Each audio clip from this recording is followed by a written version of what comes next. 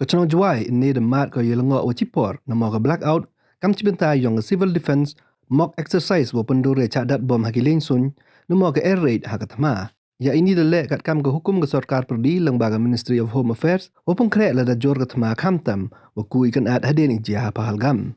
Ha Jowai ke air raid siren neke go haipon ru aropra wa de ne ke arminit wa de penduk ke boarding.